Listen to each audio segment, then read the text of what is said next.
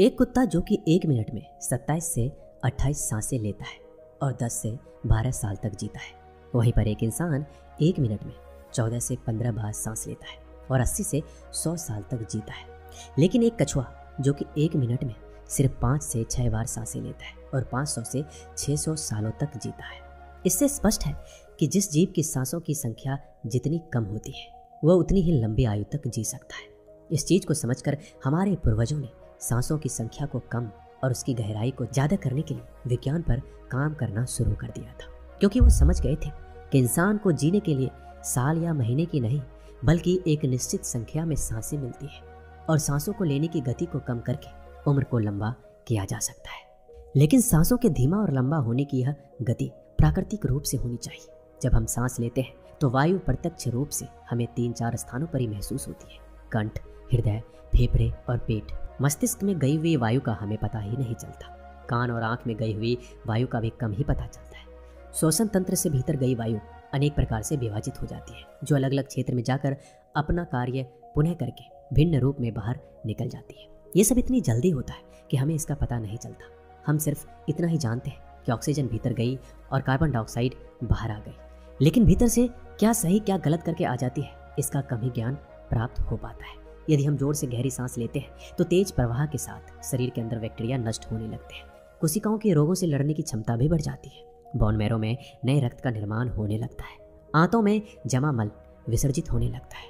मस्तिष्क की जागरूकता लौट आती है, जिससे श्रवण शक्ति दुरुस्त हो जाती है। न्यूरॉन की सक्रियता से सोचने समझने की क्षमता पुनः जिंदा हो जाती है। फेफड़ों में भरी हवा से आत्मविश्वास वापस लौट आता है। सोचें, जब जंगल में हवा का एक तेज झोंका आता है तो जंगल का रोम रोम जागृत होकर सजग हो जाता है। सिर्फ एक झोंका कपाल भाती या भास तरीका प्राणायाम तेज हवा की उस झोंके की तरह है। बहुत कम लोगों में क्षमता होती है अपने अंदर आंधी लाने की। लगातार अभ्यास से ही आंधी का जन्म होता है। 10 मिनट की आंधी आपके शरीर और मन के साथ आपके संपूर्ण जीवन को बदल कर रख देगी। आजकल अधिकतर लोगों की सांसें उखड़ी और बिखरी हुई होती है, उथल पुथल रहती है और तेजी से चलती है। लोगों को यह पता नहीं चलता कि उनकी सांसें किस प्रकार चल रही है। जब क्रोध या भाव उठता है तो सांस बदल जाती है। वहीं पर काम वासना का भाव उठता है, तब भी सांस बदल जाती है। हमारे प्रत्येक भाव और विचार के साथ हमारी सांसें भी बदलती रहती है। इसके साथ हमारे खान पान और रहन सहन से भी यह बदलती रहती है। असल में हमारी सांसों का हमारे मन की स्थिति और हमारी शारीरिक अवस्था से सीधा संबंध होता है। पूरा योग्य विज्ञान ही सांसों को सही तरीके से लेने पर टिका हुआ है। और अगर हम सिर्फ अपनी सांसों को सही तरीके से लेना सीख जाते हैं तो हमारा जीवन जादू की तरह बदल जाएगा।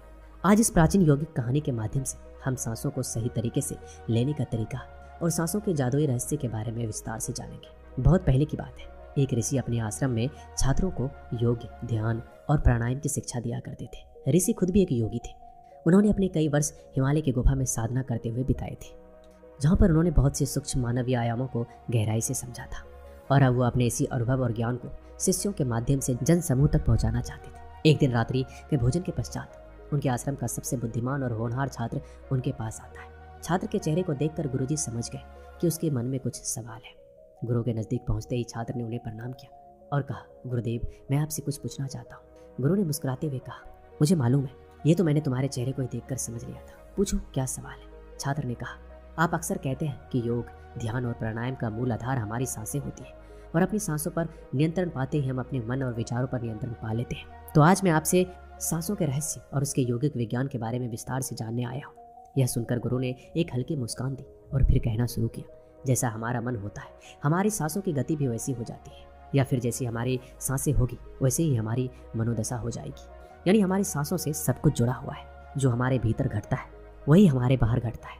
हर घटना हमारी सांसों से गहरा संबंध रखती है। मतलब कि अपनी सांसों की गति पर नियंत्रण करके अपने मन और विचारों पर नियंत्रण कर सकते हैं। अगर तुम किसी सच्चे योगी या साधक को ध्यान से देखो तो तुम्हें उसके चेहरे पे एक गजब का ठहराव दिखेगा। एक सच्चा योगी बुरी से बुरी परिस्थिति में भी खुद को स्थिर और शांत रख सकता है। एक योगी अपने भावनाओं को नहीं दबाता, बल्कि वो अपनी सांसों पर नियंत्रण हासिल कर सकता है और सांसों को नियंत्रित करते ही वो अपने मन पर नियंत्रण पा लेता है। और जिस आदमी का मन उसके नियंत्रण में हो उसके पास उसके सभी समस्याओं का समाधान है।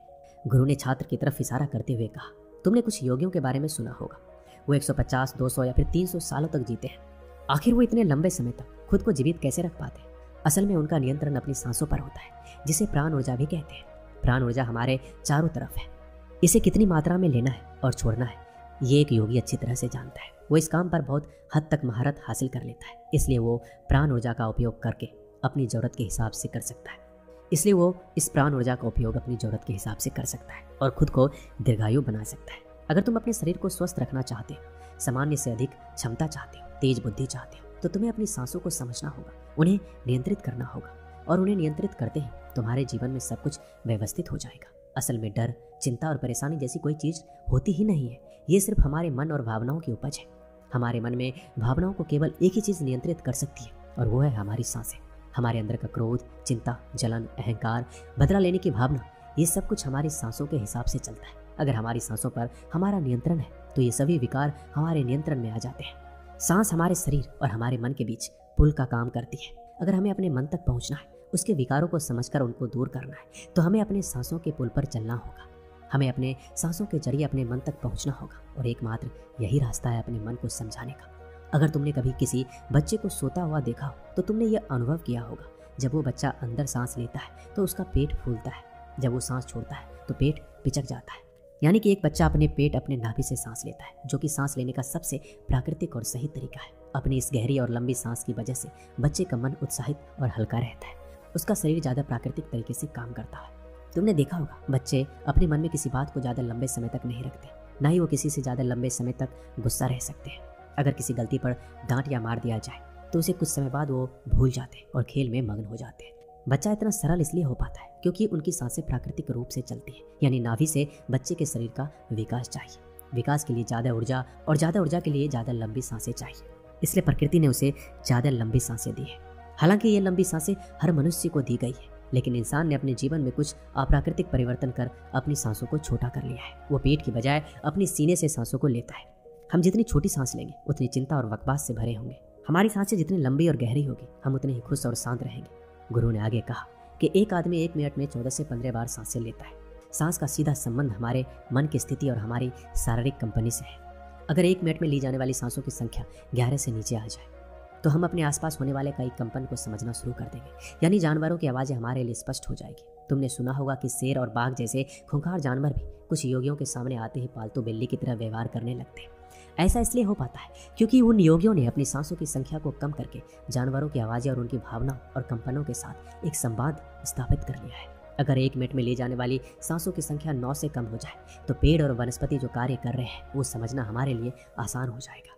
अगर हमारी सांसें 1 मिनट में 6 से कम हो जाती है तो बेजान चीज़ें कैसे काम करती हैं ये समझना हमारे लिए आसान हो जाएगा। बेजान चीज़ों की कंपन और उनसे जुड़ी दुनिया हमारे लिए स्पष्ट हो जाती है। दूसरे शब्द में कहा जाए तो ब्रह्मांड की प्रकृति समझी जा सकती है और ऐसी स्थिति पर पहुंचकर बहुत से योगी और ऋषि मुनि ब्रह्मांड के रहस्यों और उनमें घटने वाली घटनाओं की भविष्यवाणी कर देते हैं।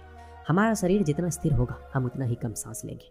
अगर हम अपने पूरे शरीर को स्थिरता के एक निश्चित स्तर पर ले जाएं, बहुत तेज सांस ना लें तो हमारा बोध बढ़ता चला जाता है। लेकिन दोस्तों, योग्य विज्ञान के अनुसार एक साधक अपनी सांसों पर नियंत्रण करके ऐसी बहुत सी चीजें कर सकता है जो साधारण इंसानों के जीवन से परे है।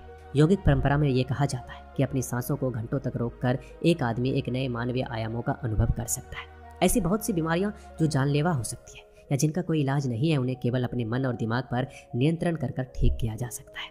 अपनी सांसों पर नियंत्रण करके व्यक्ति एक ऐसी मानसिक स्थिति तक पहुंच सकता है जहां जीवन में आने वाले उतार चढ़ाव उसे परेशान नहीं कर सकेंगे। कुछ लोगों को ये बातें कहानी लग सकती है क्योंकि आमतौर पर लोग ऐसा नहीं करते। कोई भी चीज़ जिस पर उन्हें यकीन नहीं होता उसे अंधविश्वास कहकर नकार दिया जाता है। लेकिन पौराणिक योगिक परंपराओं को पालन करने वाले लोग ऐसी बातों का दावा करते हैं। उन्हीं लोगों में से एक है स्वामी रामा। स्वामी रामा हिमालय की गुफा में रहते थे। उन्होंने बचपन से ही योग की प्रणालियों का अभ्यास करना शुरू कर दिया था। 1970 में स्वामी रामा एक अमेरिकन रिसर्च लेबोरेटरी में गए। अपनी सांसों पर नियंत्रण करके उन्होंने अपने दिमाग और मन की वो जब चाहे जितने समय के लिए चाहे अपने सांस, ब्रेन वेव्स, हृदय की धड़कन और शरीर में बहने वाले खून को रोक देते थे। लेबोरेटरी में मौजूद डॉक्टर्स ने स्वामी रामा के शरीर पर रिसर्च की और उन्हें मृत घोषित कर दिया। लेकिन इस अवस्था में भी स्वामी रामा सब कुछ महसूस कर सकते थे। यह देखकर वहां मौजूद रिसर्च की टीम दंग रह गई थी। साथ ही स्वामी रामा अपने शरीर में अपनी मर्जी से ट्यूमर की ग्रोथ को घटा और बढ़ा भी सकते थे। रिसर्च की जिस टीम को हिमालयन योगियों के सारे दावे अंधविश्वास और पाखंड से भरे लगते थे, वो अचानक से इन्हें इनर साइंस प्रतीत होने लगे थे। एक भीतरी विज्ञान जो साधारण मनुष्य की कल्पना से भी परे है। सांसों को ध्यानपूर्वक लेना एक प्राचीन योगिक टेक्निक है। एक योगी जिसने अपनी सांसों पर नियंत्रण हासिल कर लिया है, वो जब चाहे अपनी सांसों को रोक सकता है। स्वामी रामा के अनुसार अगर आप अपनी सांसों को समझ गए तो आपके शरीर में होने वाली वो बीमारियां जिनका इलाज आज मेडिकल साइंस के पास भी नहीं है, सांसों के माध्यम से उन्हें ठीक किया जा सकता है। श्वास के गुप्त रहस्यों को समझने के बाद में स्वामी रामा ने अपने कुछ साथियों के साथ मिलकर एक किताब भी लिखी है जिसका नाम है साइंस ऑफ डेथ। गुरु ने आगे कहा, जब सांसें विचलित होती है तो मन स्थिर हो जाता है, लेकिन जब सांसें शांत होती है तो मन भी स्थिर हो जाता है और योगी दीर्घायु हो जाता है। इसलिए हमें अपने श्वास पर नियंत्रण करना चाहिए। गुरु ने शिष्य की आंखों में देखते हुए कहा, तुम्हें क्या लगता है, क्या तुम जितनी लंबी सांसें अंदर लेती हो उतनी ही लंबी सांसें बाहर निकालते हो? नहीं। समान स्थिति में हम जो सांसें अंदर लेते हैं उसकी लंबाई 10 अंगुल होती है और सांसें बाहर निकालते समय इसकी लंबाई 12 अंगुल हो जाती है। और यहाँ 1 अंगुल का मतलब 1 उंगली मोटाई से है। हमारे रोजमर्रा की जिंदगी में कुछ काम ऐसे होते हैं जिन्हें करते समय जितनी लंबी सांसें अंदर जाती है उससे कई गुना लंबी सांसें बाहर जाती है। भोजन करते समय बाहर निकलने वाली सांस की लंबाई 16 से 17 अंगुल होती है। तेज चलते समय इनकी लंबाई 22 से 24 अंगुल हो जाती है। दौड़ते समय निकलने वाले सांसों की लंबाई 45 से 50 अंगुल तक पहुंच जाती है। संभोग करते समय 50 से 60 और सोते समय नींद में बाहर निकलने वाले सांसों की लंबाई 60 से 70 अंगुल तक पहुंच जाती है। इसलिए हमारे शास्त्रों में काम और क्रोध पर नियंत्रण रखने की बात कही गई है, क्योंकि ये हमारे प्राण शक्ति को छीन कर देती है। श्वास को इंसान की प्राण शक्ति भी कहा जाता है। जब एक 200 वर्षीय व्यक्ति से उसकी लंबी उम्र का राज पूछा गया तो उसने 2 चीजें बताई। पहला, नाभि तक भरपूर सांस लें और दूसरा, रीढ़ की हड्डी को हमेशा सीधी रखें। साधारण से लगने वाले ये दोनों बात योग और प्राणायाम की दृष्टि से बहुत महत्वपूर्ण है। असल में शरीर के अंदर जाने वाले सांस की लंबाई कम और बाहर निकलने वाली सांस की लंबाई ज़्यादा होती है। अगर किसी तरीके से बाहर निकलने वाली प्राण वायु की लंबाई को कम कर दिया जाए तो लंबी उम्र को प्राप्त किया जा सकता है। और सौर शास्त्र के अनुसार यदि बाहर निकलने वाली वायु की लंबाई 1 अंगुल कम हो जाए तो व्यक्ति निष्काम हो सकता है, यानी उसके अंदर काम वासना खत्म होने लगती है। 2 अंगुल कम होने से आनंद की प्राप्ति होती है। 3 अंगुल कम होने से लेखन शक्ति बढ़ती है। 4 अंगुल से वाक सिद्धि प्राप्त होती है। 5 अंगुल से आदमी को दूरदृष्टि प्राप्त होती है। 6 से 7 अंगुल कम होने से साधक के अंदर अति तीव्र गति से चलने की शक्ति आती है और वह कुछ ही पलों में एक स्थान से दूसरे स्थान पर पहुंच सकता है। 8 अंगुल कम होने से साधक को 8 सिद्धियां प्राप्त हो जाती है। पवन पुत्र हनुमान को 8 सिद्धि नवनीत के दाता इसलिए कहा जाता है क्योंकि उन्होंने 8 सिद्धियों को प्राप्त कर रखा है। ये 8 सिद्धियां हर इंसान में होती है, बस जरूरत है इन्हें जागृत करने की। बाहर निकलने वाली सांसों की लंबाई 12 अंगुल कम होने पर योगी को इच्छा मृत्यु प्राप्त हो जाती है। फिर वो जब चाहे तब तक खुद को जीवित रख सकता है। लेकिन ये सारी सोई हुई शक्तियां केवल तभी जागृत होती है जब मन में इन्हें जागृत करने की तीव्र अभिलाषा हो। और मन का स्थूल रूप श्वास है, यानी सांसें। इसलिए सबसे पहले सांसों पर नियंत्रण करना जरूरी है।